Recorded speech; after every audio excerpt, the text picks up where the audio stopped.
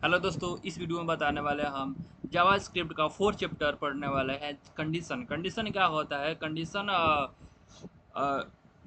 A condition is use to make decision in a program. If the condition is true, an block code and execute. If if it is false, another block is execute. मतलब कहने का मतलब है, अगर code अगर code सही है तो चलेगा, कोड सही है तो क्या चलेगा, नहीं तो ये फॉल्स है तो रुक जाएगा। यही होता है। जैसे यहाँ से मान लेते हैं कोड है, यहाँ ये कंडीशन है, तो अगर कोड अगर सही है तो कंडीशन क्या करेगा, ये ट्रू होगा और चलेगा, आगे आगे बढ़ेगा, आगे एग्जीक्यूट होगा। और नहीं है तो वो फॉल्स आ जाएगा, एरर आ जाएगा। तो ये कंडीशन चेक करता है। तो यही होता है, कंडीशन या ट्रू होता है या फॉल्स होता है, या सही या गलत होता है। दो ही कंडीशन इसमें आता है। तो ये इसका फर्स्ट हम इफ स्टेटमेंट पढ़ेंगे। फर्स्ट हम इफ स्टेटमेंट पढ़ेंगे। If if statement if statement क्या होता है? यहाँ पे देखिए, कोड यहाँ पे है। इसे लेट लिया है, age equal to 18। If age greater than equal to 18, मतलब 18 से ज़्यादा होगा तभी कैन यू वोट, मतलब वोट दे सकता है। 18 से कम होगा तो वोट नहीं दे सकता है। तो यहाँ पे उसी कोड को यहाँ पे कंडीशन लगा दिया गया था, इफ कंडीशन। यहाँ पे अगर अगर 18 से ज़्यादा होगा तो वो वोट दे सकता है, कम होगा तो वोट नहीं दे सकता है। तो ये code execute code only when condition true. इसका क्या है, ओनली ट्रू ही होगा। अगर सही है तो ये आगे बढ़ेगा, गलत होगा तो आगे नहीं बढ़े, एरर आएगा। ये इफ स्टेटमेंट है। ठीक है। नेक्स्ट पढ़ना है if else statement. If else statement क्या होता है? यहाँ भी कंडीशन होता है सेम, जिसे यहाँ पे execute one block if the condition true, another block if false. मतलब एक अलग अलग ब्लॉक में, एक ब्लॉक में कोड को क्या रहेगा, ट्रू होगा, दूसरा ब्लॉक में ये क्या होगा, कोड को फॉल्स करेगा।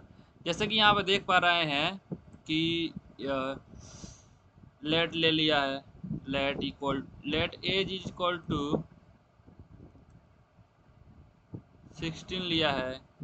If age age greater equal to 18 है, उसको कंसोल करा है एलिजिबल। मतलब कर रहा है कि 18 से ज़्यादा होगा तो वो एलिजिबल हो सकता है, उससे कम होगा तो नॉट एलिजिबल। ये कंडीशन लगा है, अलग अलग ब्लॉक में कोड को लिखा है। एक ब्लॉक में ट्रू होगा, एक ब्लॉक में फॉल्स फॉल्स करेगा यहाँ पे। तो ये 18 करे, 18 मतलब 18 हो गया है, तो इसके लिए क्या होगा, 16 यहाँ पर लिया है एज इक्वल टू, ये नॉट एलिजिबल। 18 कम से कम होना चाहिए, 18 से ज़्यादा, 18 से कम नहीं होना चाहिए। ठीक है।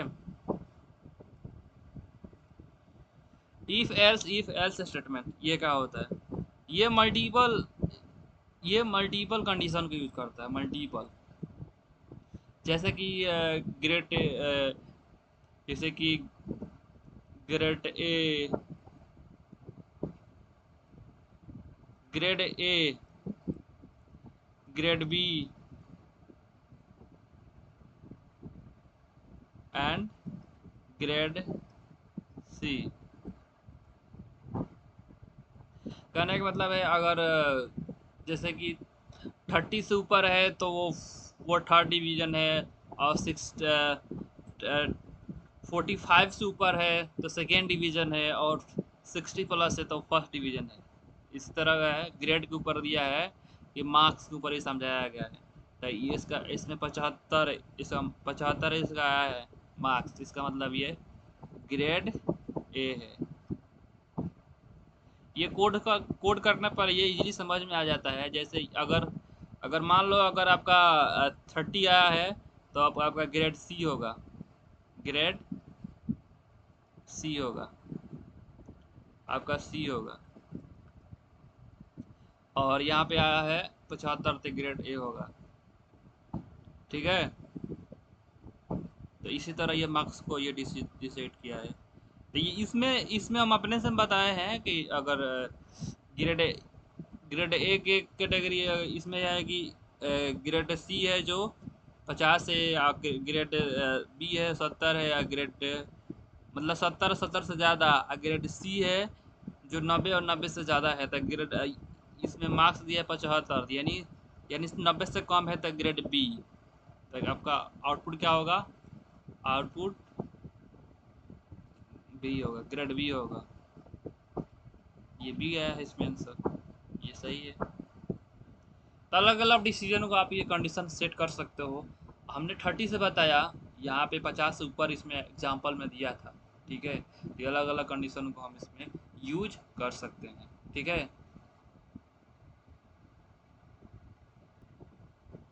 निस्टेड इफ स्टेटमेंट क्या होता है? Nested if statement is an if statement place inside another an statement. It is used to when condition must be and checked only after another condition and because true। मतलब first condition ये check करेगा, ये पहला condition को check पहले first condition को ये check करेगा, फर्स्ट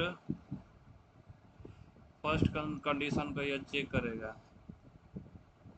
उसके बाद दूसरा कंडीशन को ये चेक करेगा, सेकेंड कंडीशन को चेक करेगा। इन अदर मतलब सेकेंड मान लो, तब उसका अगर ट्रू होगा तो ट्रू होगा, नहीं तो फॉल्स होगा तो ये फॉल्स देगा। ये होता है। ओके, स्विच स्टेटमेंट क्या होता है? ये क्या होता है? Switch statement select one block and code from multiple option, मतलब एक ब्लॉक में मल्टीपल ऑप्शन देता है, उसे कहते हैं स्विच स्टेटमेंट। जैसे कि संडे हो गया, मंडे हो गया, ट्यूसडे हो गया, ट्यूसडे होगा, वेडनेसडे होगा, अलग अलग ये क्या है ब्लॉक में दिया है। तो वो जैसे कि वन से स्टार्ट है तो डे वन कौन होगा? तो डे वन भी इसमें इसमें संडे आ रहा है, डे टू में आ जाएगा ये, इसलिए पूछा है डे थ्री क्या है, तो इसमें वेडनेसडे आया है।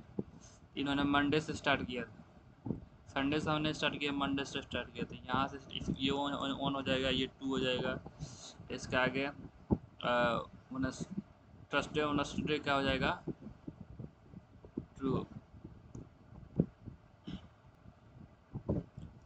तो ये डे थ्री पूछा है, तो डे थ्री तो डे थ्री में कितना होगा? मंडे, ट्यूसडे, वेडनेसडे, तो वेडनेसडे आपका आउटपुट हो गया। ठीक है, वैसा होता है। इंटरव्यू के क्वेश्चंस भी है, और इसमें बहुत इंपॉर्टेंट टॉपिक है। और why do you use to condition, condition कहाँ का यूज होता है? Condition use to decision making program. जैसे कि इसका रियल लाइफ में इसका यूज क्या होता है? जैसे लॉगिंग पेज हो गया, लॉगिंग पेज सक्सेस फ्यूचर, पास या फेल, मतलब पास या फेल, अगर किसी को रिजल्ट लेना है तो या पास है या फेल है, उसका ग्रेड बताना है। जैसे हमने कोड में बताया था ग्रेड, हम इसको अच्छे से इसको कोड जब करेंगे पीएस कोड पे, तो आपको क्लियर समझ में आ जाएगा कि ये क्या कहाँ कैसे और कैसे यूज हो रहा है। यहाँ पर लिखा है सेकेंड नंबर, पास और फेल रिजल्ट, इवन या ओड नंबर, मतलब इवन नंबर है या ओड नंबर है।